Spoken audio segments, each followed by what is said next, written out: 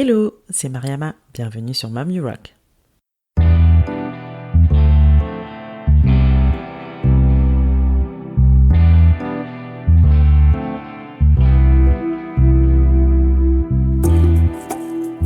Mom You Rock est un podcast échange avec des femmes entrepreneurs et mamans.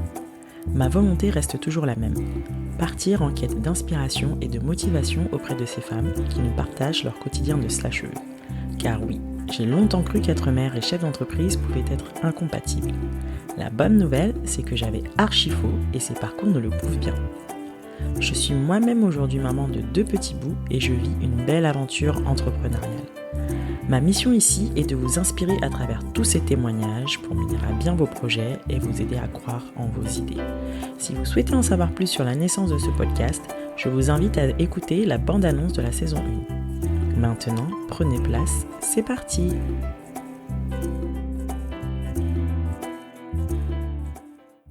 Bonjour Séverine. Bonjour Mariama. Séverine, merci d'avoir accepté mon invitation. Je suis très contente de t'avoir parmi nous aujourd'hui. On a déjà échangé sur ton parcours donc de mompreneur à l'occasion de nos fameux Cocktail & Co chez Esther, d'entrepreneurs qui nous manquent tant. On a hâte que ça reprenne. Alors, Séverine, tu es fondatrice de V comme samedi. Donc, tu réalises des portraits écrits pour enfants et adultes aussi, il me semble. Oui, même si ce n'est pas mon cœur de métier, mais j'aimerais, Ok. Tu es maman de 3 jeunes adolescents qui s'appellent... Alors, Thomas, on va dire adulte, qui dans 2 mois a 20 ans. Okay. Valentin, 17 ans et Louis, 12 ans et demi. Super. Écoute, Séverine, je te propose de te présenter, de nous parler un petit peu de ton parcours. Alors, déjà merci de me recevoir. Alors mon parcours est assez atypique. On va dire après des études d'économie de gestion dans lesquelles je ne m'épanouissais pas, j'ai découvert tout à fait par hasard l'enseignement. Je dis par hasard parce que je cherchais, je me dis je ne suis pas faite pour faire du marketing, de l'économie, de la finance, etc. Donc cherchons autre chose. Et donc j'ai atterri dans l'univers de l'école. Je suis devenue donc professeure des écoles. Là, ça a été une véritable révélation. Vraiment, j'ai découvert la pédagogie, j'ai découvert les relations avec les enfants, enfin la richesse de ce qu'on pouvait leur apporter, de ce qu'ils pouvaient nous apporter en échange. Donc j'ai enseigné absolument passionnément. En cours de route, je suis devenue maman donc une première fois. Une deuxième fois, et cette deuxième fois, malheureusement, a été, je la qualifie un petit peu d'action de parcours pour mon petit Valentin, puisqu'en fait, il a une maladie génétique orpheline, donc il est porteur de handicap, et on va dire avant sa naissance, je sentais qu'il y avait des petites choses qui n'allaient pas. J'avais pris un congé maternité un petit peu rallongé. J'ai repris le chemin de l'école et malheureusement son état s'est dégradé, ce qui fait que j'ai dû, comme je dis, abandonner les bancs de l'école, contrainte et forcée, mais également parce que il pouvait pas en être autrement pour moi. Donc j'ai accompagné mon fils à l'hôpital. Et donc pendant plus d'une année, je m'occupais de lui et comme un malheur, on va dire, n'arrive jamais seul, il avait été radié de la crèche. Et je n'avais vraiment plus ça c'est des moments très difficiles, très très douloureux. Je n'avais plus du coup de mode de garde et donc j'étais forcée de rester à la maison avec de rester à la maison. Mais bon, en même temps, pour moi, il ne pouvait pas en être autrement. Sachant que mon grand n'avait que 3 ans et demi. Donc ça a été c'était on va dire des débuts dans la maternité assez compliqués. Et puis à ce moment-là, j'avais le sentiment qu'on m'avait volé quelque chose. Donc j'ai repris le chemin de l'école à la rentrée suivante avec donc un nouveau mode de garde. Mais là, j'avais décidé d'enseigner à mi-temps. Parce qu'il a toujours un suivi, on va dire médical et paramédical qui était assez important. Mais là, c'était un choix. C'était un choix. Donc j'ai repris le chemin de l'école contente. Mon fils s'épanouissait. Tout allait bien.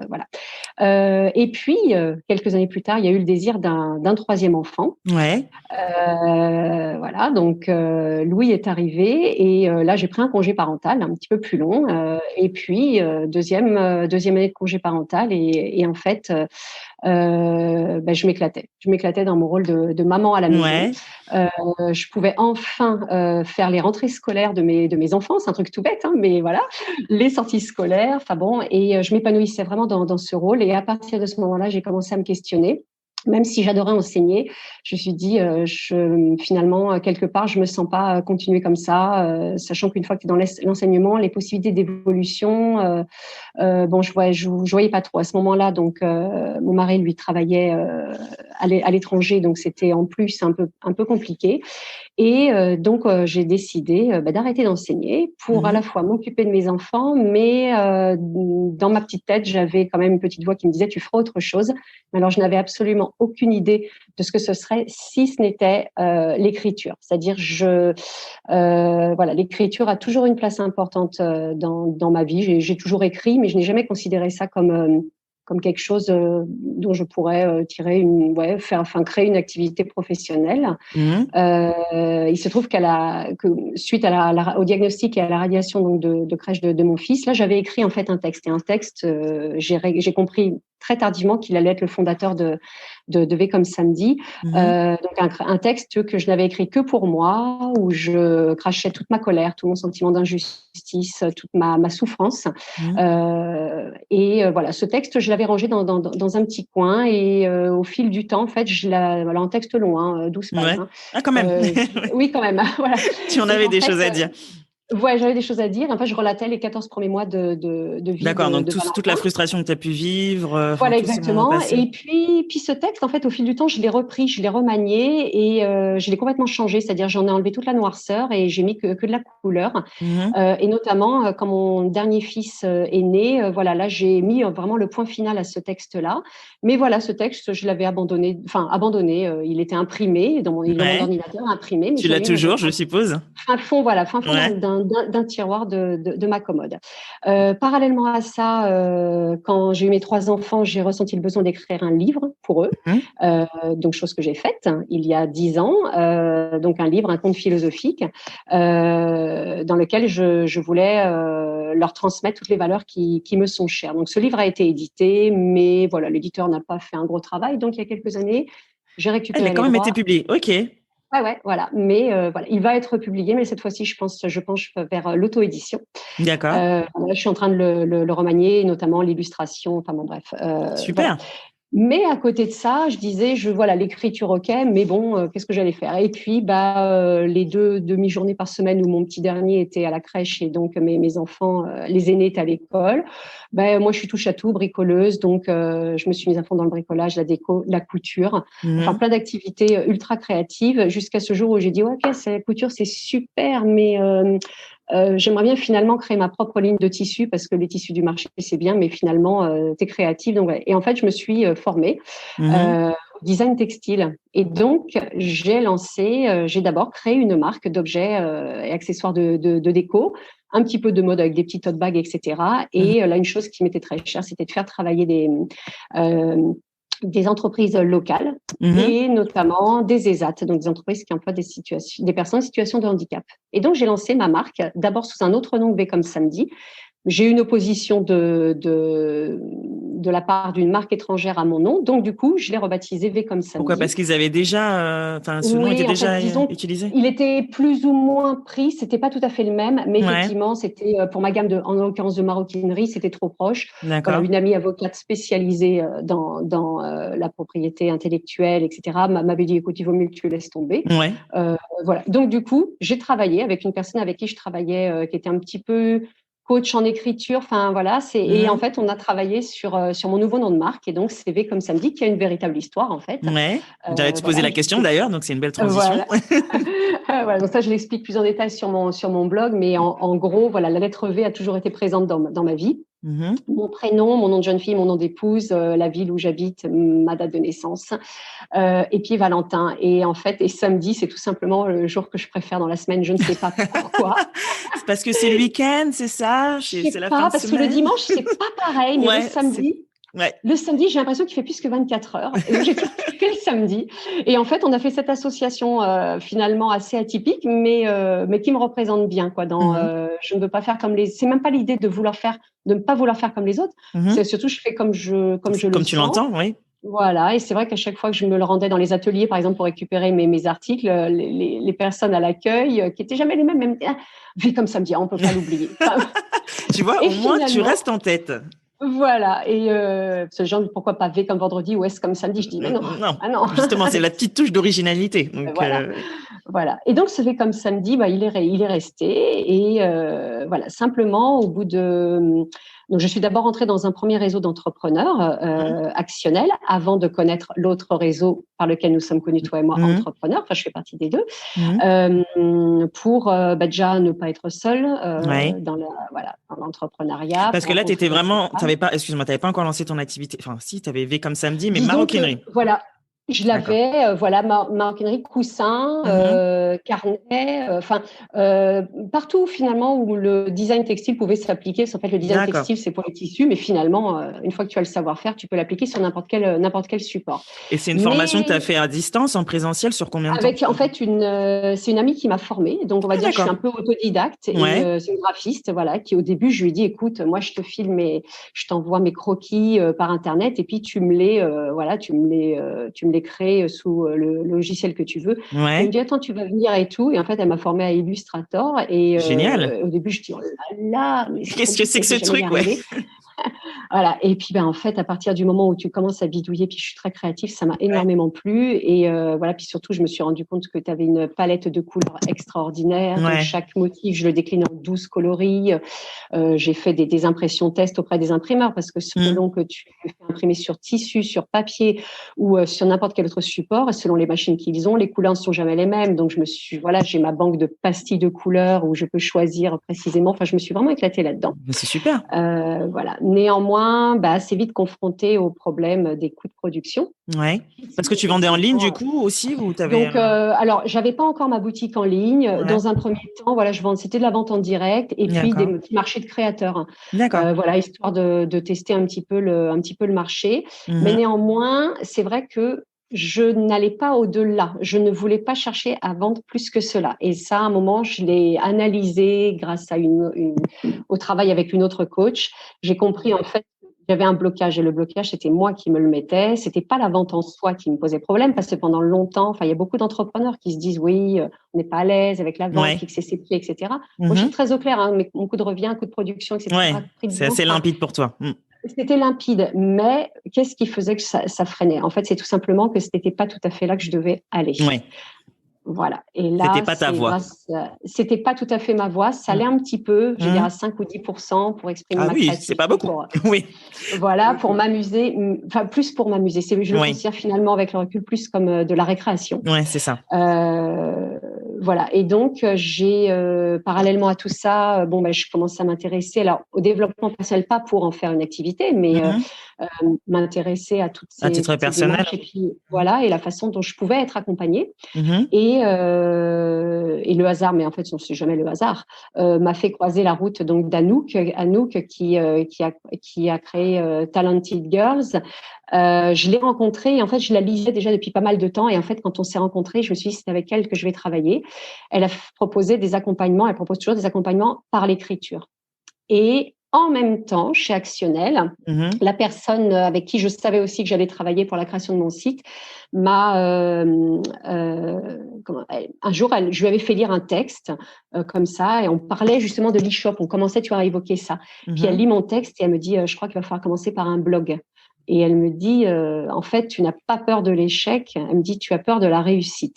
Et ça, c'est une expression, mais ça a fait gling, gling, gling. Ouais. J'ai dit, mais c'est exactement ça. Mais il fallait que je comprenne d'où ça venait. Et c'est mon travail avec Anouk qui m'a permis de comprendre mes freins, mes blocages. Donc là, c'est lié à mon histoire personnelle.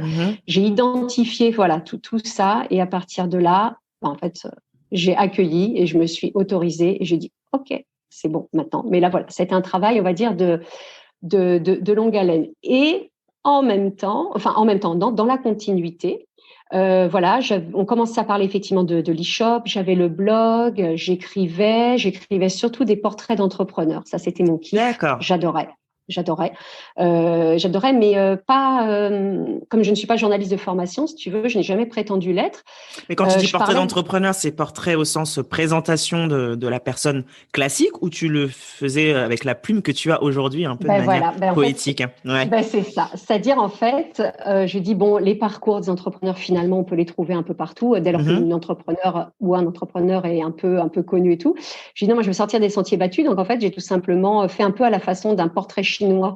C'est-à-dire, je posais mes propres questions, évidemment, et un texte introductif où je disais tout ce que je percevais chez cette personne et tout ce que, généralement, les personnes n'osent pas forcément dévoiler. Alors, je parle pas de choses intimes, Mhm. mais leur qualité, tout ce qui me touchait, vraiment tout ce qui me touchait. Et à chaque fois, elle me disait oh non, mais c'est trop ce que tu as écrit, c'est trop. Je dis comment ça, c'est trop, pourquoi? Mais c'est trop gentil. Je dis est-ce que c'est faux? Et à chaque fois, les personnes me disaient non, pas du tout. Et je lui dis Ce donc serait drôle de dire le contraire. Ouais. voilà, donc elle se reconnaissait, mais en fait, C'est beau. elle n'osait pas parce que en fait, je mettais en lumière leur qualité, Mhm. leur valeur, et qui souvent faisait écho aux miennes, en fait. Ouais. Et là, je lui dis bon, il y a un truc, ok, j'adore écrire sur les autres, bon, il y a quand même mon e-shop, bon, ok, mais finalement, je vais où? Nouveau Qu'est-ce questionnement. que je Et fais? là, pareil, voilà, qu'est-ce que je fais? Et là, le hasard a mis sur ma route une autre personne, Roxane, qui, elle, propose effectivement des accompagnements pour les entrepreneurs, et elle proposait un parcours en musée que j'ai trouvé absolument fabuleux. Et là, je dis, OK, elle va m'accompagner. Et ensemble, on a travaillé. Elle m'a dit, voilà, on a affiné, mais finalement, tu veux aller où? J'ai dit, écoute, je voudrais garder cette part de créativité un peu funky, ma petite gamme de produits, voilà, mais plus axée sur des produits qui ont un rapport avec les mots. Donc, Mhm. la papeterie, la carterie, ça, c'est l'idéal. Mais j'aimerais déployer mon écriture, mais néanmoins, comment je la déploie? Les portraits d'entrepreneurs, OK, mais finalement, est-ce que ça peut devenir une activité? Et, euh, et à un moment, elle m'a tout simplement posé la question, mais as-tu envisagé de faire des portraits de non professionnels? Mhm. Alors, je dis, en fait, j'y avais pensé, mais voilà, ça m'avait juste effleuré. Puis elle me dit, puis dans cela, je sais pas, adulte, adolescent, enfant, puis là, en fait, enfant est sorti d'un coup. Et en discutant avec elle, tout à coup, je lui raconte cette fameuse lettre que j'avais écrite sur Valentin. Ouais. Et surtout, peu de temps avant que j'ai cet échange avec Roxane, mon fils Valentin, qui sait lire, était Mhm. tombé par hasard sur mon livre, sur mon Sur, texte, oui, sur pardon. le texte que tu avais écrit à Ah, l'époque, du coup. je dis par hasard, mais encore une fois, jamais par hasard. Et en Ouais. fait, je me souviens, mais j'étais installée là où je suis installée, j'étais en train de travailler. Puis comme il a la fâcheuse manie de toujours farfouiller un peu partout dans les livres, machin, de mettre un peu du bazar. Mhm. Comme je dis, il met du bazar dans ma maison et dans mon existence, c'est du joli bazar. Et en fait, je me souviens, j'avais levé les yeux vers lui, mais prête à l'houspiller, en disant, mais qu'est-ce que tu fais encore? Et là, en fait, j'ai pas eu le temps de lui poser la question. Il avait les feuilles entre les mains. Il m'a regardé avec un sourire, jusqu'aux oreilles, les yeux qui étaient brillants, et il m'a dit, mais maman, mais c'est moi, mais merci maman. Et C'est là, j'ai magnifique. dit, oh oh, mais en fait, finalement, si ça a cet effet-là sur mon fils, peut-être que ça peut avoir cet effet sur d'autres enfants et Ouais. d'autres parents. Il t'a Et inspiré en quelque sorte, pour le coup. complètement. Et à partir de là, avec Roxane et Frédéric qui avait créé mon site, on a travaillé main dans la main pendant 9 mois, le temps d'une grossesse. On a mis en veille, on va dire, le blog, le L'e-shop. site. Mhm. Voilà. Et on a travaillé travailler à cette nouvelle offre. Donc, cette offre, voilà, j'ai cherché des parents testeurs j'ai mis un petit post sur Facebook. Je me suis dit, pareil, il ne faut pas que je demande à des parents que je connais. Parce que je connais les enfants, les dés seront pipés. Voilà, je dis non, on va voir, est-ce que je suis vraiment en mesure d'écrire sur des enfants dont je ne connais rien de leur existence? Mhm. Voilà, donc j'ai lancé ma petite bouteille à la mer. J'ai eu une dizaine de réponses positives. Ouais. J'avais juste dit, voilà, je cherche des parents pour tester un nouveau concept. Il n'y a Mhm. pas de danger. Ça Tout se va fait bien se passer. ça se fait à Personne ne distance. sera blessé. Voilà, enfant de 3 à 12 ans. Ouais. Et voilà, si vous êtes intéressé, contactez-moi. Et à partir de là, des personnes m'ont contacté et donc je leur ai expliqué un petit peu le concept. Et les personnes m'ont dit ah mais super, moi je suis partante, pas de souci et tout. Il y en a une qui me dit bah ouais, moi pas de problème, je te prête entre guillemets mon fils évidemment. Mais elle m'a dit bon, par contre, je sais pas, tu vois, si je serais prête pour acheter ce concept. Et puis moi, au début, comme j'en étais que dans la phase de test, j'ai dit la question n'est pas du tout dans pour l'instant, est-ce que toi, tu serais prête à signer pour ce genre de service, mais juste si moi, je suis capable, en fait, encore une fois, d'aller au bout de cette idée et donc de mettre au point une démarche cohérente. Et en fait, cette phase de test, elle a été essentielle parce que ça a dépassé mes espérances. Ça a vraiment été même une fulgurance à la fois pour les parents et pour moi et pour certains enfants. Donc, d'une part, j'ai réussi. Donc, tu as écrit 10 portraits écrits pour 10 enfants. Voilà, j'avais eu 10 parents testeurs, mais j'en ai retenu 7. Ouais. Voilà, donc j'ai élaboré tout un process. Donc, et comment tu mets ça en place? Oui, voilà, dis-moi. Alors, d'abord, voilà, un questionnaire écrit. Dans un premier temps, j'ai commencé, trop de questions. Je dis, oula, au secours, avec Roxane qui continue à m'accompagner, elle me dit, tu vas un petit peu faire peur aux parents, là, ça va être un peu, voilà. Donc, en tout cas, un questionnaire, comme je dis, en fait, qui est extrêmement simple, dans lequel je pose des questions sur vraiment le quotidien de l'enfant, des anecdotes. J'insiste beaucoup sur les anecdotes parce que c'est ce qui va faire la richesse du récit. Et puis, et ensuite, une fois que les parents m'ont remis ce questionnaire, je n'avais pas trop mis, tu vois, de jalons en termes de caractère, parce qu'encore une fois, je testais. Bon, j'ai écrit. Alors, la longueur était différente, puisque effectivement, je n'avais pas quantifié, encore une fois, le nombre de mots demandés. Donc, j'avais des portraits plus ou moins courts et d'autres plus ou moins longs. Et en fait, ce qui était très étonnant, c'est que déjà pendant cette phase de questionnaire, les parents me contactaient en me disant, mais en fait, c'est juste fabuleux parce que, et j'avais rien écrit encore. Il m'a dit, pour la première fois, en fait, je prends le temps de me poser et de poser des mots sur l'univers, la personnalité, la richesse de mon enfant. Ouais, c'est Voilà. fou, hein. Parce qu'en fait, au quotidien, on le sait, on le dit, on couvre nos enfants de mots, on peut même écrire un petit mot par-ci, par-là. Certains, je sais que notent des petites phrases, des petites anecdotes, les pépites, comme on dit d'enfants. Ouais. Mais personne ne prend le temps vraiment de se poser sur, de s'accorder ce temps à la fois pour soi et pour son enfant. Et donc déjà, les parents étaient profondément émus. Et puis, ensuite, mon cœur battait la chamade, c'est quand je voyais le portrait. Du coup, tu l'as envoyé sous quel format? Sous format électronique? Alors là, format électronique dans un premier temps, parce que après il y a une impression papier, mais je voulais que les parents me disent s'il y avait un oubli, tu vois, ce genre de choses avant de faire une belle mise en page.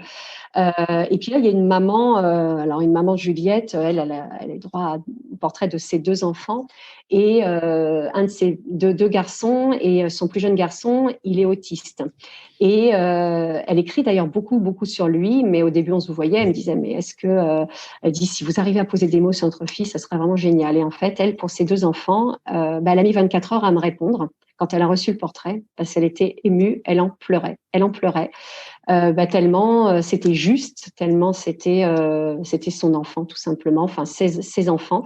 Voilà, donc là ça a été un grand moment vraiment d'émotion. Et à partir de là, je me suis dit bon ok quoi, le concept c'est bon. J'ai juste affiné effectivement la trame, enfin ce que me rendaient les parents en les guidant. Voilà, il me faut un minimum de 100 caractères, aller là jusqu'à 300. Alors j'avais trop peu de matière, donc là je leur disais là par contre ça va pas aller. Et il y en a où au contraire alors. Voilà, t'avais un dictionnaire limite.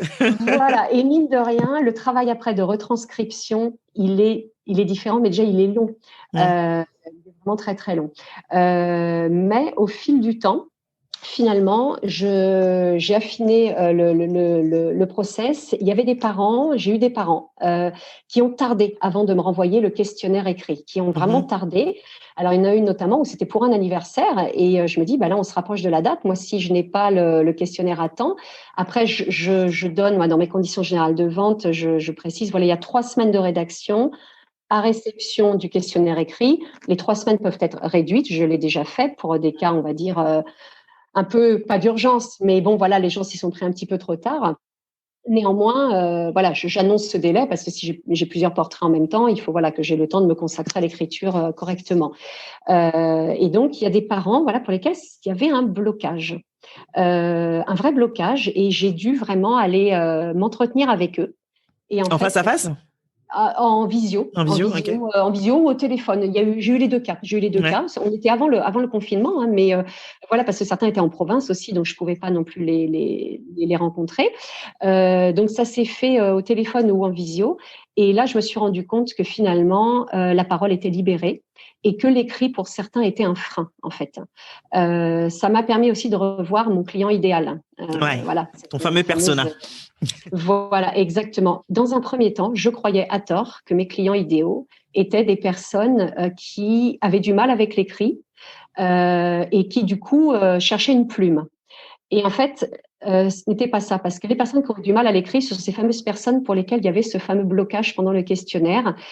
Et ensuite, sont des personnes, je voulais surtout pas ça, des personnes, j'ai senti qu'il y avait une forme de complexe d'infériorité par rapport à moi. Alors que c'est marrant ça. Ouais, c'était très très. Mais par rapport à ton talent d'écriture ou Voilà, exactement. Alors ça m'est arrivé qu'à 2 reprises, mais ça m'a questionnée parce que je me suis dit, mon intention, au contraire, elle est de mettre en valeur tout le monde, bien sûr les enfants, mais je ne veux surtout pas dévaloriser les parents. Chacun, pour moi, dans ce monde a une richesse, voire plusieurs richesses. Et moi, en fait, j'apporte simplement mon expertise, voilà, à des familles, mais mon intention n'est pas du tout d'occulter tu vois, le savoir-être en écriture des autres, voilà. Carrément. Et voilà, donc là, j'ai refait un travail avec une autre coach sur le personnage. C'est bien parce que tu continues, tu te formes, tu te fais accompagner. C'est quand on est entrepreneur, c'est la clé.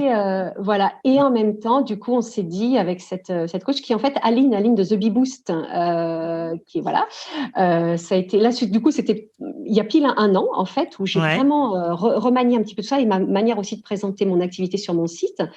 Et puis en fait, on a évoqué justement ce frein du questionnaire écrit qui est toujours là, mais systématiquement maintenant dans mon offre, je rajoute, en fait, c'est le package, c'est questionnaire écrit et entretien en visio.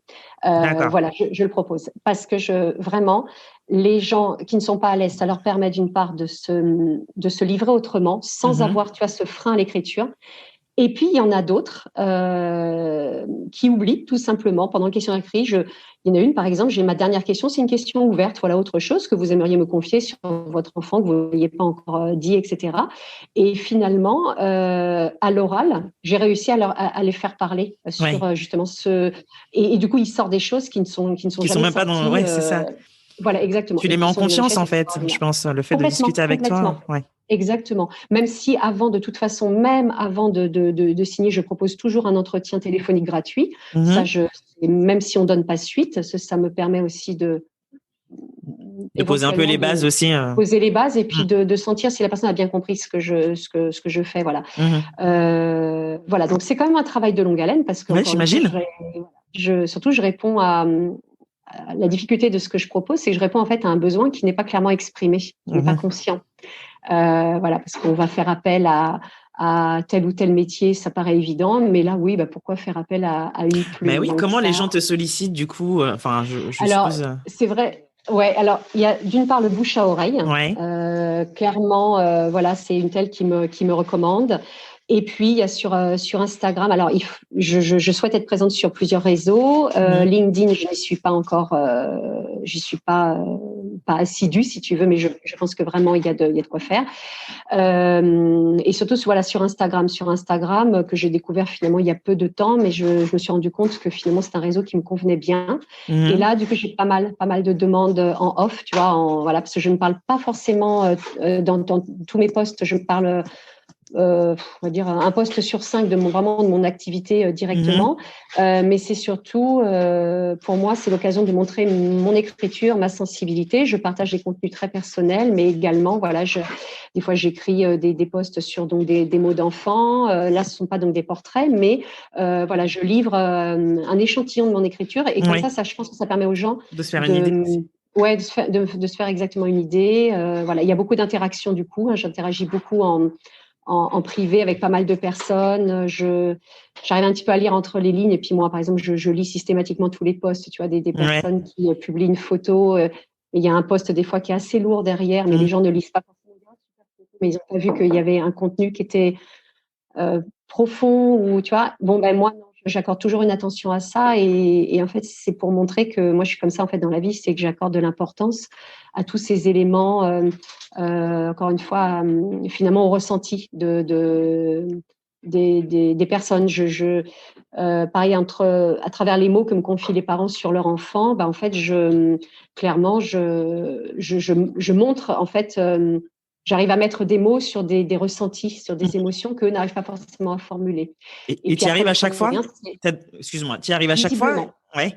T'as jamais eu un retour en disant, ouais, donc la magie opère à chaque fois. Ouais, mais ça, par contre, ça a été, tu vois, un écueil, une question que je me suis vraiment, vraiment posée en amont et surtout pendant cette phase de test, c'était est-ce que je vais dans l'interprétation, d'une part, est-ce que ma plume va occulter finalement le portrait en lui-même, tu vois, donc et visiblement, non. Évidemment, je n'écris pas comme les parents écriraient, mais à chaque fois, on me dit, mais tu tapes dans le mille, quoi. C'est vraiment… Ouais, tu as cette sensibilité, tu arrives à réinterpréter leurs propres mots, quoi. Apparemment. Eh ben, bravo. Bravo. Non, mais j'aimerais juste revenir du coup sur la période où tu as décidé de professionnaliser, on va dire, cette activité. Comment tu as opéré ce changement dans ta tête? Donc, tu as dit que tu as laissé le e-shop de côté, que tu allais te concentrer sur les portraits écrits. Comment tu as démarré cette activité? Quels ont été tes challenges, du coup, au moment de te lancer? Comme je t'ai dit, en fait, ça ne s'est pas fait du jour au lendemain. On va dire, il y a eu vraiment 2-3 ans, disons, entre le moment où j'ai arrêté d'enseigner et au moment où je me suis lancée. Voilà, déjà, il y a eu 4-5 ans où je me cherchais. L'entrepreneuriat ne m'effleurait vraiment pas. Pourquoi, du coup? Est-ce que c'est le fait d'avoir du coup d'avoir ton petit Valentin où tu t'es dit c'est peut-être pas compatible? Est-ce que ça a été tu t'es questionné un moment? Alors, en fait, à ce moment-là, ça m'a tout simplement, mais je n'ai jamais pensé. Autant mon mari est entrepreneur, c'était une évidence. Moi, j'étais donc fonctionnaire, si tu veux. Ensuite, donc maman à plein temps et voilà, ça là, je me suis vraiment pas posé de questions. Il y a eu donc l'écriture, il y a eu la formation au design textile, et c'est à partir du moment où j'ai voulu vendre mes produits où là, je me suis vraiment questionnée sur OK, je vends, mais moi, il faut que je vende en toute légalité. Où là, j'ai dit OK, je dépose, je me renseigne sur les différents statuts. Est-ce que je fais une micro-entreprise? Enfin, à l'époque, c'était auto-entreprise. Est-ce que je fais une société? Donc là, j'étais accompagnée par Actionnel. J'ai également quand même mon mari qui est dans la partie, donc qui m'accompagnait également. Et donc, j'ai choisi de me lancer en auto-entreprise, d'une part pour pouvoir vendre légalement, mais c'est surtout aussi pour pouvoir avoir accès aux fournisseurs sans aucun problème, parce qu'on me demande un numéro de SIRET, etc. Ou pour faire produire par les ESAT, les deux entreprises donc qui emploient donc les personnes en situation de handicap. Pareil, il faut être un professionnel si tu veux. Donc, alors, j'aurais peut-être pu en tant que particulier, mais j'aurais pas pu vendre derrière. Donc, je voulais quelque part qu'il y ait un cadre déjà juridique, légal. Voilà. Donc, on va dire, c'est à partir de ce moment-là. Donc, c'était à peu près, on est en 2021, mon Dieu. C'était en 2000, combien? Je suis entrée chez Actionnel en 2015 à peu près. Donc, 2014-2015, au moment où j'ai déposé, et j'ai déposé mon nom de marque. Donc là, j'ai découvert effectivement l'existence de l'INPI. Voilà. En fait, c'est 2014-2015 où vraiment là, je me suis posée, complètement intéressée à l'entrepreneuriat. Ensuite, finalement, j'ai gardé la même micro-entreprise. Mon activité, elle a évolué, mais de toute façon, j'avais auprès de l'INPI déposé, que mon nom de marque puisse aller dans plusieurs secteurs d'activité. Donc quelque part, il y a eu, tu vois, il y a eu un glissement d'activité, mais finalement, V comme samedi était créé et j'étais lancée, et donc ça y est, quoi, je suis dans l'entrepreneuriat. Et du coup, par contre, avec toutes les problématiques là que je découvrais au fur et à mesure, je te parlais des coûts de revient, mais également faire un devis, ensuite les conditions générales de vente, donc d'abord pour l'e-shop, ensuite quand il y a eu le portrait écrit, là j'ai rappelé l'avocate, là clairement il me fallait des conditions générales de vente spécifiques au portrait écrit. Parce qu'en plus, je touche à un domaine sensible, celui de l'enfance. Ouais. Donc, il faut vraiment que ce soit complètement cadré. Donc, je veux dire, chaque question, en fait, a été soulevée au fur et à mesure que j'avançais. Tu avançais. Ouais, voilà. Et puis après, bien sûr, les réseaux, que ce soit entrepreneurs, voilà, on fait partie ou actionnel, forcément, hein, tu échanges avec d'autres, c'est échange de bons procédés, astuces, et tiens-toi, comment tu fais. Voilà, donc les choses se sont vraiment faites au fur et à mesure. Mais aujourd'hui, oui, je suis entrepreneur. Clairement, je suis indépendante. Ah bah oui. Bien sûr. Et tu as toujours le statut de micro-entrepreneur? Oui, je l'ai encore, effectivement. Il faudrait que j'atteigne le seuil de chiffre d'affaires. Alors, avec le confinement, dans un premier temps… Ça a eu un impact, du coup, sur ton activité? Alors, dans un premier temps, un impact positif, puisque qui dit confinement dit les gens sont à la maison. Et du coup, j'ai eu pas mal, effectivement, de demandes. Et c'est justement pendant aussi le confinement que là, on m'a demandé, faites les enfants, mais les adultes. Ouais, et c'est là que tu as switché. D'accord. Effectivement, ils voyaient les portraits d'entrepreneurs, mais c'était tout, quoi. Et en fait, je lui ai dit, oui, pourquoi pas. Mais en fait, clairement, mon cœur de métier, c'est l'enfance. Maintenant, j'ai une demande insistante. Une personne qui m'a commandé portrait pour ses 2 enfants et sa maman. Et tout ça, c'était pendant le confinement. Le rendu, c'était post-confinement. Et finalement, du coup, maintenant, je l'ai rajouté sur mon site en disant, voilà, je suis très honnête. Moi, mon cœur de métier, encore une fois, c'est l'enfance. Parce qu'un portrait d'adulte, on s'apparente plus à de la biographie. Ouais. Je ne me dis pas biographe parce que je ne vais pas relater toute une existence, mais néanmoins, là, j'ai une demande quand même de biographie complète. Parce que là, c'est pas la même touche, je suppose, que quand tu écris pour un enfant. C'est quoi la différence entre les deux en termes à part l'univers? En fait, quand je dis portrait d'enfant, pour moi déjà, je le compare souvent pour que les gens comprennent à une photographie, c'est-à-dire c'est plus à un instant T. Voilà, relater vraiment l'existence de l'enfant. Voilà, il a 7 ans. Alors bien sûr, par exemple, pour un enfant de 7 ans, bien sûr, on peut remonter les parents me livrent souvent des anecdotes sur la naissance qui des fois a été compliquée, etc. Tu vois, il y a d'autres événements familiaux qui viennent, mais néanmoins, c'est vraiment une photographie de l'enfant au moment où les parents me contactent. La biographie, par définition, là, tu vas vraiment… Là, c'est d'année en année. Exactement. Alors, pour le portrait d'adulte, on n'était pas dans la biographie, mais il était évident que là, j'avais des éléments qui remontaient à loin dans l'existence, donc il était beaucoup plus conséquent en nombre de mots, etc. Donc, c'est forcément plus long qu'un portrait d'enfant, pour le coup. Ah oui, oui, bien plus long. Et autre chose, c'est que comme c'était pour les 70 ans d'une personne, donc un âge symbolique, et bien en fait, c'était donc sa fille qui m'avait contactée. Elle dit, mais en fait, je voudrais qu'il y ait aussi son mari, sa belle-fille, son frère et toute la famille et mon frère. Et en fait, du coup, il y a eu multi-questionnaires. Et mais donc, du coup, un portrait pour chacun, c'est ça Alors non, c'était qu'en fait, ils étaient 5 finalement à lui offrir le portrait. C'était un cadeau collectif. D'accord. Et du coup, chacun avait reçu mon questionnaire, que j'avais adapté, bien sûr. C'était pas le même questionnaire que celui pour les enfants. Et donc, du coup, moi, le travail de restitution, il était colossal par rapport à un seul questionnaire. Mais bien sûr. On n'avait pas fait d'entretien oral parce qu'en fait, comme j'avais en préalable fait pour les 10 ans de son fils à cette femme, j'étais déjà un petit peu rentrée dans l'existence de la famille, donc je connaissais déjà pas mal de petites choses. Mais donc c'est pour ça par exemple, c'est une prestation qui est vraiment sur mesure parce que ça va dépendre. Combien de contributeurs Puis l'âge aussi, je pense aussi de la personne que tu… Exactement. Portrait famille aussi. Je fais des portraits famille aussi, donc des portraits croisés. Et là, je suis en train de créer en fait un nouveau concept, c'est depuis le mois d'octobre, avec en collaboration, donc un projet qui me tient à cœur, où là c'est un portrait écrit, mais finalement qu'on va plutôt appeler une lettre, puisque là je me change le mode de narration. C'est-à-dire, dans mes portraits, pour l'instant, adultes, famille et enfants, je suis la narratrice, je m'adresse à la personne. Donc, l'enfant, je le tutoie, la personne, je vous vois. Voilà. Et là, dans ce nouveau concept, en fait, je signe comme si j'étais, alors en l'occurrence, la maman. puisque là, on a fait une phase de test avec Clémentine Marchal, la fondatrice du salon Kids, etc., entre autres. Et là, en fait, j'ai écrit une lettre sur sa petite puce, la Jeanne, et l'idée, c'est c'est pas l'idée, c'est fait, c'est qu'ensuite, elle lise et qu'elle enregistre en studio professionnel le texte que j'ai écrit, qui lui est ensuite mis, il y a un arrangement sonore et musical, et voilà, donc le nouveau concept, c'est le portrait écrit ou lettre à son enfant, qui est donc écrit, et donc on le fait, on l'imprime dans un livre, et ensuite remis dans un très beau coffret avec le fichier MP3 et le CD enregistré. C'est un peu du podcast, du coup, limite. Du coup, tu retranscris un fichier audio derrière.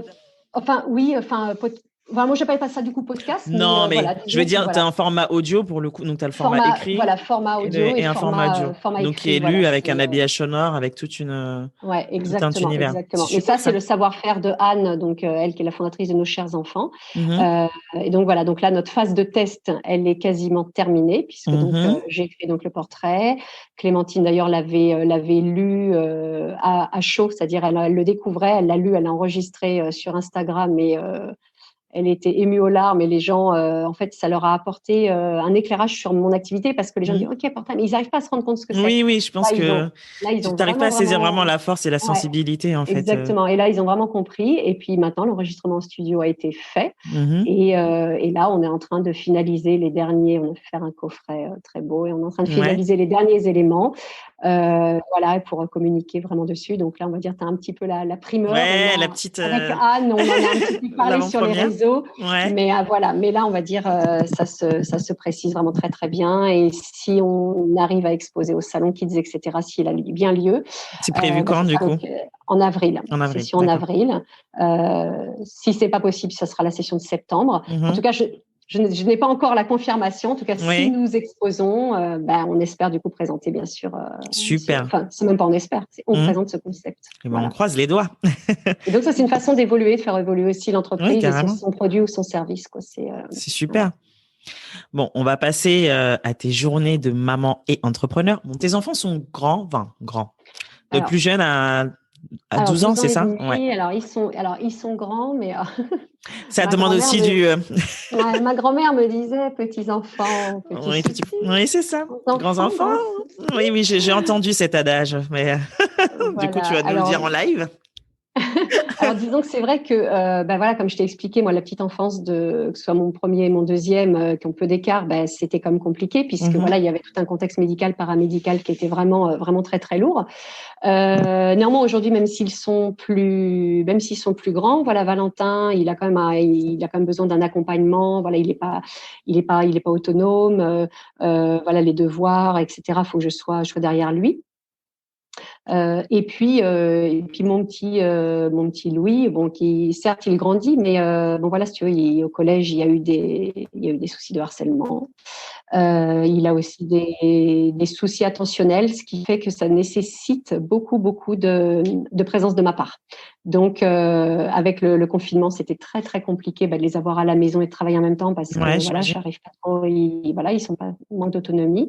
Là évidemment, pendant qu'ils sont au collège ou au lycée, ça va, mais dès qu'ils rentrent, je suis quasiment à 100% avec eux. Voilà, disons que quand ils sont là, je dois quand même beaucoup m'en occuper. Alors par contre, ce que je dois reconnaître évidemment, c'est qu'à leur âge, si je leur dis à un moment, non, là je ne suis pas disponible, ou je m'isole dans une pièce parce que j'ai un visio où je dois écrire, etc., ils sont bien sûr à même de comprendre, mais ils sollicitent quand même beaucoup. Voilà, maintenant, effectivement, il n'y a plus la mise en danger de quand ils étaient petits, où tu dois forcément les surveiller. Être au taquet. Voilà, mais beaucoup d'échanges aussi avec les enseignants, beaucoup de mails, beaucoup de machins, donc c'est quand même des problématiques. Les grands problèmes, quoi, des grands enfants.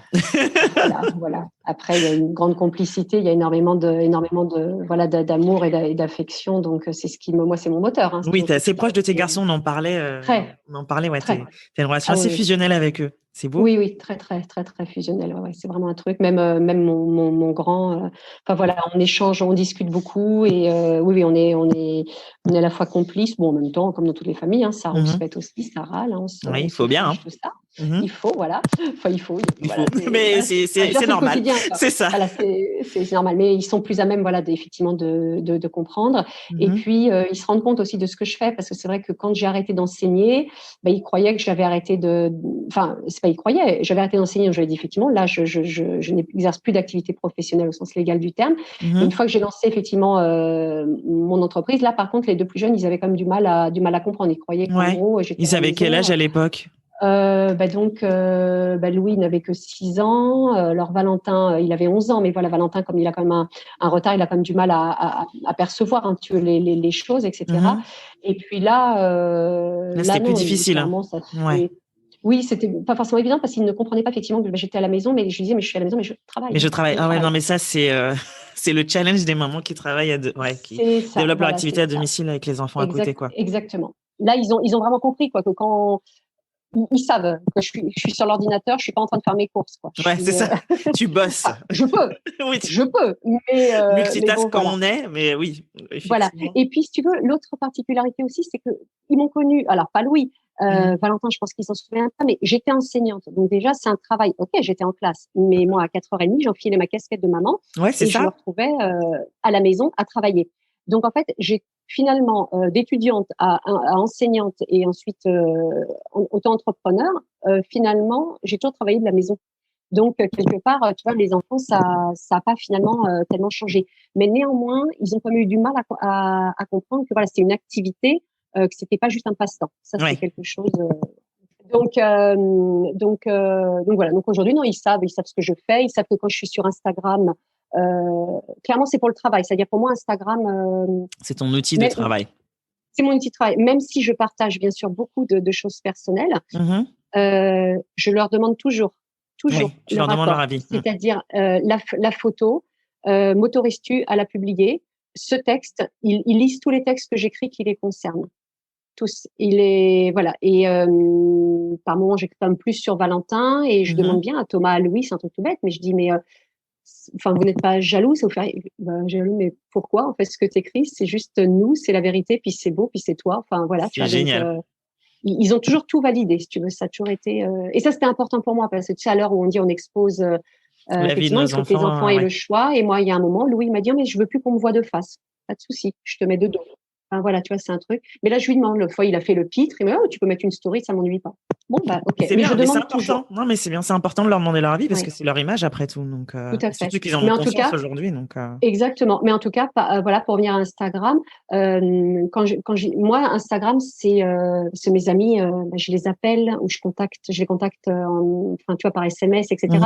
Instagram, c'est vraiment professionnel. C'est-à-dire, j'y consacre du temps, mais c'est un outil, de travail vraiment. Clairement, j'ai pas d'Instagram. Si je n'avais pas fait comme samedi, j'aurais pas eu Instagram. T'aurais pas d'Instagram. Clairement. Là, c'est vraiment non, pas du tout. Côté business. Pas du tout. Ouais, okay. Exactement. Super. Et comment tu occupes ton temps libre avec tes garçons quand tu en as? Alors, quand on en a, beaucoup de. Alors, je suis une mordue de lecture. Ça, c'est mon péché mignon. C'est-à-dire que les livres, j'en achète à peu près tout le temps. Donc voilà, donc ça c'est leur péché mignon à eux aussi. Dès qu'on peut, on s'aère, on a les bords de Marne juste à côté, donc voilà, c'est une balade à vélo ou en trottinette ou voilà. Depuis le confinement, forcément, il n'y a plus de ciné, il n'y a plus de sorties, etc. Mais bon, dès qu'on peut, on fait une petite escapade à Paris. Valentin est un fou de musique, moi aussi, donc on écoute aussi beaucoup de musique. Et puis après, c'est des super créatifs.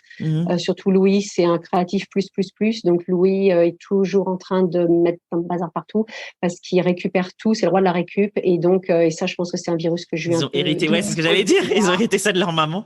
Oh là, mais c'est voilà, donc c'est un chantier permanent, mais voilà, donc j'allais dire maintenant ils sont plus grands, donc on aime aussi beaucoup les jeux de société. Alors on en fait moins, mais voilà, j'ai un meuble entier qui est rempli de jeux de société. Puis on discute beaucoup. Ils sont à un âge où on échange sur beaucoup de sujets, sur là, il y a un post que je vais écrire il y a 2 jours. Voilà, Louis chantait qu'il avait un peu, je sais pas, il y avait quelque chose qui le chagrinait. Qu'est-ce qui se passe et tout. bah voilà, il se pose des questions, il s'inquiète pour l'avenir de son frère Valentin, tu vois. Donc ça, c'est des Il se préoccupations. questionne aussi, ouais. Il se questionne et ouais, il est inquiet pour lui, pour son avenir. Quel adulte sera-t-il? Sera-t-il autonome, tu vois, alors que lui, c'est le plus jeune. Donc ça renvoie beaucoup. Voilà, notre famille, elle a forcément été impactée par le handicap, même si le handicap, il n'est pas présent au quotidien. C'est Valentin qui est présent, mais son handicap, on va dire, c'est le truc en plus. Moi, je dis pas en moins, c'est le truc en plus. Mais ça a forcément aussi changé notre vision des choses. Donc, on est des hypersensibles, émotifs, voilà. Et en tout cas, pour venir à ce que tu disais, la complicité, en fait, on échange énormément. Je discute beaucoup, beaucoup, beaucoup avec mes enfants et je favorise vraiment leurs paroles. Hein, et ça, c'est quelque chose. T'es à l'écoute. T'es une maman à l'écoute. J'essaye en tout cas. Enfin, j'espère être à la hauteur, mais voilà, j'ai un petit radar et je sens effectivement quand il y en a un qui va pas. Ou voilà. Après, on rigole aussi beaucoup parce que c'est des bons blagueurs, des rigolards. Après, ils me parlent beaucoup de moto et de voitures et tu vois, moi qui les ai pas du tout élevés comme ça, ils ont eu des poupées hein, quand ils étaient petits. Tu vois, les jeux genrés, moi j'ai jamais été. Mais alors,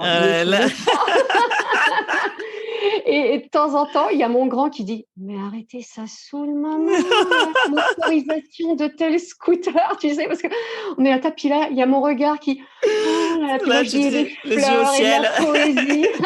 Ah, t'as trois garçons, c'est sûr que là. Voilà. Mais après, Louis, par contre, tu vois, il est marrant parce qu'il est très créatif, il est très observateur, il est très contemplatif. On va se balader dans une ville. Enfin, je vais parler au passé plutôt parce que les balades. Oui, il y en a un petit peu moins. Il va regarder l'architecture, les arbres en fleurs qui bourgeonnent, tout ça. Voilà, ça c'est un truc. On va sur les bords de Marne, on regarde les signes, mais on peut regarder pendant un quart d'heure. Donc ils sont à la fois beaucoup dans le mouvement. Et en même temps, on est beaucoup dans cette contemplation j'allais dire, la vie, c'est quand même un sacré cadeau. Et on essaye d'en profiter et de savourer chaque moment. Maintenant, je te dis, il y a des jours sans. Hein.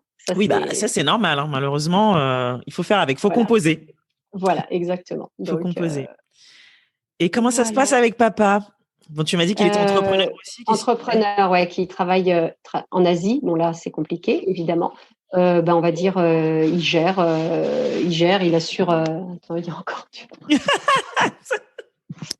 Il y a des jours comme ça, on a des enregistrements où il faut que. C'est normal. J'ai l'habitude. En fait, Louis est dispensé de sport aujourd'hui. Il avait sport et je crois qu'apparemment, il est rentré du collège. Donc, d'accord. Voilà. Écoute, on gère. On gère. Il y a une compréhension, on va dire, tu vois, mutuelle de la charge de travail, etc. Donc voilà, on est sur la même longueur d'onde. Donc ça, c'est quand même important. Est-ce que vous arrivez à vous trouver du temps à deux? Couple. On essaye. Ouais. J'aime bien. On essaye. Très accaparé quand même par le boulot. Les enfants. C'est vrai que chez mon mari travaille avec l'Asie, donc du coup il était beaucoup absent. Le confinement là, c'est un petit peu particulier évidemment. Donc voilà. Et comment tu arrivais à gérer du coup? Est-ce que avec un alors à la naissance de Louis, on avait pris une jeune fille au père. On avait cette chance de pouvoir le faire, pouvoir la loger, parce que clairement quand Louis était bébé, j'avais pas du tout envie de le traîner en plein hiver dans tous les services hospitaliers. Etc. Donc du coup, on avait pris volontairement une jeune fille au père pour combler justement les absences du côté papa, tout ça. Donc, voilà. Ok, super. J'ai une question pour toi que j'aime bien poser à chacune de mes. Séverine, t'inquiète pas. J'ai l'habitude. Tu sais, moi des fois, j'ai mon fils qui déboule en plein enregistrement. Non, non, et je suis là. Ok, bon. Au moins, ils sont grands, tu vois, tu peux leur faire comprendre. Moi, c'est un peu plus challenging. Ouais. J'imagine quoique, ils sont grands, mais des fois, ils ont du mal à comprendre quand on leur dit non, là, on est occupé. On te dit. On est occupé. Tu comprends ce que je te dis? Non, pas tout de suite. Oui, mais non. Ah mon Dieu, j'ai un aperçu de ce qui m'attend, en fait. Ok. Parce que moi, j'ai deux petits mecs aussi, donc mais c'est cool.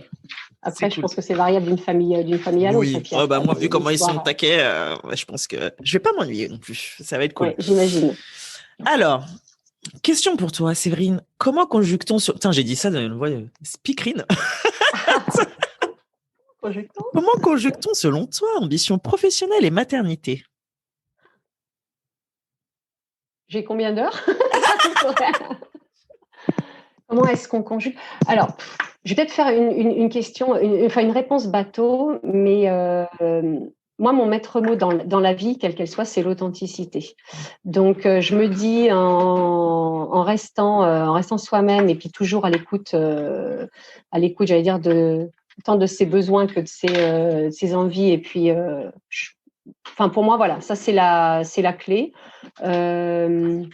Finalement, quelle que soit l'activité professionnelle, je pense que l'articulation des deux, tu vois, être maman et puis travailler, c'est quand même un sacré challenge, je trouve, parce que même si les pères aujourd'hui ont quand même plus de place et la prennent et on la leur donne, je trouve qu'il y a quand même beaucoup de choses qui reposent sur les épaules des mamans. Cette fameuse charge mentale, en fait, dont j'ai découvert le nom, alors pas l'existence, finalement, je me suis rendu compte que j'ai toujours. Je pense qu'on le sait, ouais, voilà. Mais j'ai mis un nom il y a quelques années parce qu'on en parle beaucoup. Je réalise à quel point elle est vraiment par moments pesante. Est-ce que c'est la société? Est-ce que, je sais, c'est vraiment quelque chose de compliqué. Par contre, moi, voilà, mes enfants étant grands, je leur explique vraiment les choses. C'est pas parce que c'est des garçons qui font rien à la maison, pas du tout. Et je les mets à contribution. Vraiment, que ce soit mettre en route une machine, le grand étendre le linge, vider la vaisselle, mettre la table, débarrasser, faire le repas pour le grand des fois qui s'occupe de son petit frère. Tu vois, je les implique vraiment. Maintenant, je ne sais pas si j'aurais été capable de faire ça quand ils étaient plus jeunes. Parce que je pense sincèrement, voilà, la petite enfance de Valentin était vraiment compliquée parce que, c'est même plus que compliqué. Nous, il y a eu des hospitalisations très lourdes, on a failli le perdre. C'est allé très très loin, si tu veux. Donc voilà. Je pense que de toute façon, si moi je suis arrivée à l'entrepreneuriat à l'âge auquel j'y suis arrivée, c'est parce que ça devait être, tu vois, comme ça. Aujourd'hui, c'est quelque chose. Je ne reviendrai pour rien au monde en arrière. Je trouve que vraiment, je m'épanouis clairement là-dedans. Après, il y a des moments quand même de découragement, parce que tu te dis, surtout avec le contexte actuel, non, ça rentre pas comme on voudrait. Il faut toujours, en fait, on est sur tous les fronts. Et en même temps, comme dans la maternité. Donc, en même temps, et puis, en tant qu'enseignante, je dis aussi, je valorise ce métier. Parce que finalement, quand j'étais enseignante, j'étais déjà une entrepreneure quelque part. Moi, je voulais dire, je faisais gestion de ressources humaines, gestion de crise, gestion financière, je gérais ma cote de classe, multicasquette, ouais. Mes corrections, multicasquette, plus déjà maman. Ouais. Donc, quelque part, ça t'a préparé un petit peu à ta vie d'entrepreneur. Ouais, quelque part, oui, parce qu'en fait, puis cette autonomie, c'est-à-dire, il faut quand même savoir travailler seul, il faut être besogneux. Bon, moi, j'ai toujours été une bosseuse, je veux dire, je compte pas mes heures, en fait. C'est aussi un peu le travers. C'est quand on est entrepreneur solo. Il faut savoir aussi s'arrêter quand il faut. Et quand il y a des vacances, j'essaie vraiment de couper, mais c'est pas forcément évident. Tu vois, ça, c'est un truc. Mais comme quand j'étais enseignante, on a beau dire, ok, oui, tu avais beaucoup de vacances. Moi, je bossais les 3/4 de mes vacances, si tu veux. Donc, mon rythme n'a pas changé. Maintenant, la maternité, aujourd'hui, mes enfants sont grands, ils comprennent, ils me disent être fiers de moi, ils adorent ce que j'écris. C'est une belle réussite. Je me dis, et puis surtout, je veux leur laisser à eux, toutes ces traces, tous ces écrits, et c'est ce que je veux faire comprendre en fait à mes clients. Non, ils l'ont compris puisqu'ils font appel à moi. On va dire les prospects ou les gens qui ignorent. C'est il faut leur laisser des traces. Il y a les photos, il y a la vidéo et il y a l'écrit. Et voilà. Et finalement, exactement. Puis toujours écouter en fait sa petite voix et encore une fois, rester authentique et rester soi-même. Je crois que c'est vraiment la clé. Super. Mais je ne sais pas si j'ai vraiment répondu. Oui. Oui. Tu m'as donné la réponse qui te correspondait. Mais c'est parfait. Bon. Non, top. Des conseils à celles qui veulent se lancer? Ne restez pas seul. On peut être solopreneur, mais surtout s'entourer. S'entourer. Pour moi, ça, c'est vraiment le meilleur conseil que je puisse donner. D'une part, parce qu'on n'a pas toutes les compétences. Accepter qu'on n'est pas bon dans tous les domaines. Et déléguer, ça permet d'avancer, en fait. Donc, bien sûr, ça nécessite un budget. Mais quand on est entrepreneur, on quantifie le temps de travail et il doit être intégré dans ses prestations. Et bien, ce temps de travail, s'il est délégué à quelqu'un d'autre, ça vous permet, vous, de développer autre chose. Donc, ne pas hésiter à s'entourer, que ce soit un avocat, que ce soit un graphiste, que ce soit un expert comptable. Tu l'as fait tout au long de ton parcours, en fait. Web design, ouais, je l'ai toujours fait. J'ai budgétisé. Je me suis dit, OK, là, en fait, identifié vraiment les besoins. Et puis à partir de là, savoir comment est-ce que je peux répondre à ces besoins. Et moi, je ne suis pas seule. Coach, voilà, parce que j'en ai eu plusieurs à différentes périodes de ma vie professionnelle, selon encore une fois mes besoins. Donc, voilà, ne pas rester seule. Et puis, même si on veut tout faire soi-même, aller dans des réseaux comme toi et moi on le fait, pour rompre cette solitude de l'entrepreneur et pour sortir la tête du guidon, parce qu'en fait, on se rend pas compte aussi. Et puis, dernier conseil que je donnerais. Se poser, des fois quand on est pris de découragement, se poser et en fait, regarder tout le chemin qui a été parcouru. Ouais. Et on se rend compte que oui, on en a fait. On en a fait. On l'oublie souvent. On ne prend pas le temps de savourer à chaque fois ces petites victoires. Exactement. Parce que ça, j'avoue, moi, ça me guette régulièrement. Je dis, là, j'ai pas assez de clients. Ouais. Tu vois, je le dis clairement et tout. Puis après, je dis, ouais, mais OK, mais pendant ce temps, du coup, ça me permet de peaufiner ma collaboration. Ça me permet, là, de réfléchir là, je travaille avec une personne sur le référencement de mon site. Voilà, je l'ai missionné pour. Tu vois, j'essaye, je me dis, quand il y a comme ça des creux, j'essaye de compenser par autre chose pour mieux avancer. Pour mieux développer ton activité. Ouais, exactement. Super conseil. Dernière question, c'est quoi ta représentation d'une maman qui déchire?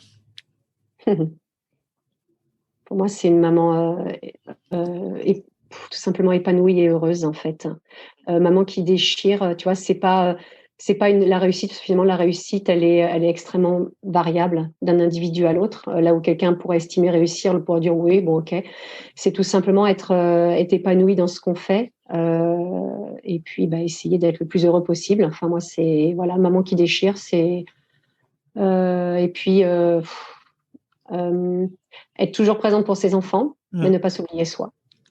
Super, très belle conclusion, nickel. Où est-ce qu'on peut trouver des infos de V comme samedi? Alors tout simplement déjà sur mon site vcommesamedi.fr, tout attaché. Ouais. Et puis sur Instagram, moi, comme je le disais, où je suis effectivement très présente. Voilà. Et puis après, il y a toutes les informations, que ce soit sur mon site, on peut me contacter, on peut m'appeler, on peut m'envoyer un mail. Je réponds toujours, je suis adorable. On ne peut pas le nier, on ne peut pas le réfuter. Voilà, je n'ai jamais mangé qui que ce soit. Je ne mords pas, tout va bien.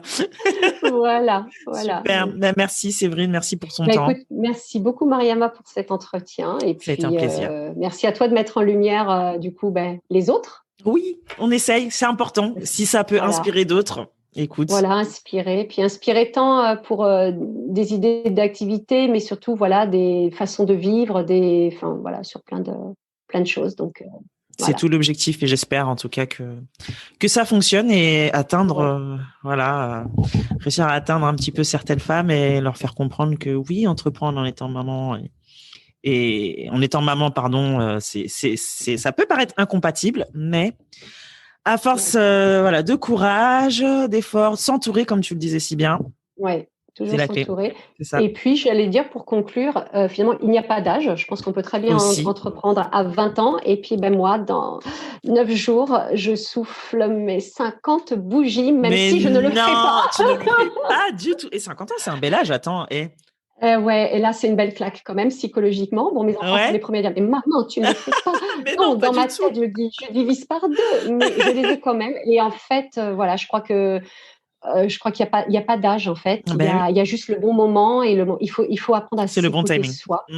Ouais, exactement, le bon timing et surtout écouter ses besoins et aller chercher les informations et l'aide dont on a besoin.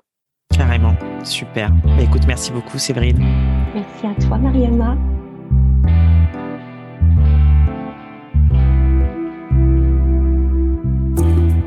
Merci pour votre écoute. Vous retrouverez toutes les infos dans le descriptif de l'épisode. Si celui-ci vous a plu, n'hésitez pas à en parler et à le partager sur les réseaux. Encore mieux, si vous pouvez lui mettre 5 jolies étoiles sur iTunes ou Apple Podcast pour qu'il soit visible au plus grand nombre, ce serait génial. Pour ne rien rater du podcast, rendez-vous sur Instagram, mommyrockfr. À bientôt!